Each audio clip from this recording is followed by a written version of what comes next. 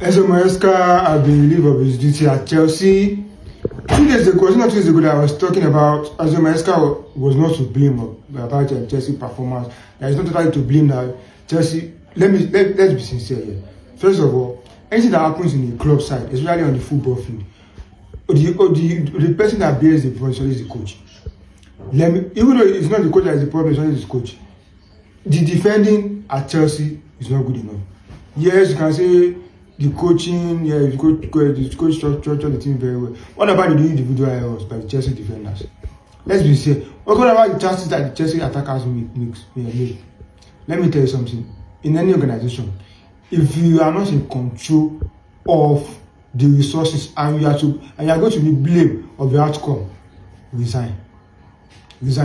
Because had it been, for my own opinion, Enzo is not in control of the resources at Chelsea.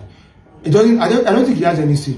I even he has a say. For me, average players give you average result on the long run. Yes, on the short term they can give you fix. The person that is pushing this Chelsea team is the coach. He's coaching. Normally, Chelsea are not built for long-term success. They are built for short-term success. Let's look at the coaches these current owners have sacked. They've sacked Pochettino. They've sacked what's it called? This former Brighton coach. They've sacked him. West Ham has sacked. That one is not good enough. Yes, Enzo they have sacked him. No coach has spent 2 seasons at Chelsea since this owner took over. Thomas Tuchel also as well. No, if they bring in new coach, I say, but it's not the new coach that the old players that are playing well. That is how Chelsea is built. If new coach comes now, all the players want to play well too. Okay, let's look at it. Joao Pedro is not the best player at Brighton when he was bought, and he's not the best player, and his numbers is not good enough. Pedro Neto's numbers is not good enough at Wolves. Even at Chelsea, scored 4 goals last season in the Premier League. Giti's numbers is not good enough at Dortmund. He's not the best player at Dortmund.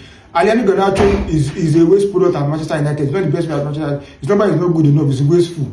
And Chelsea starting lineup. Tosi Adeyemi came in as true transfer. Chaliba was sent out at Chelsea and was called back because Chelsea doesn't have a choice.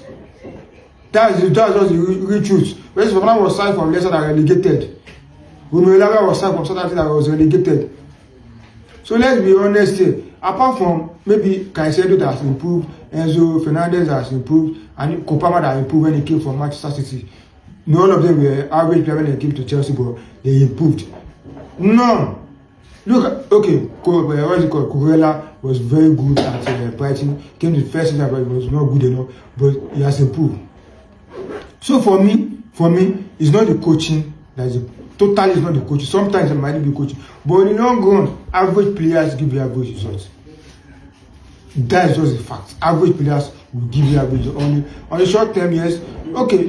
What's it called? Pep Guardiola spent 10 seasons at Manchester City. Out of those 10 seasons, he don't remember the data. Last season was worse. And even if he was at Chelsea, they would have sacked him.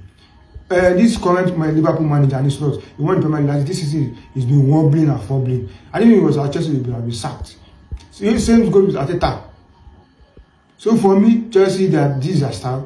I only blame them. The result is not going well. They are not losing a lot of matches that join, but it's not totally their fault. If the result is not going well, top at the bottom of the coach.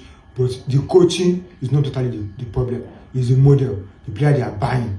Next season, Chelsea, they will sell all these players and buy new one.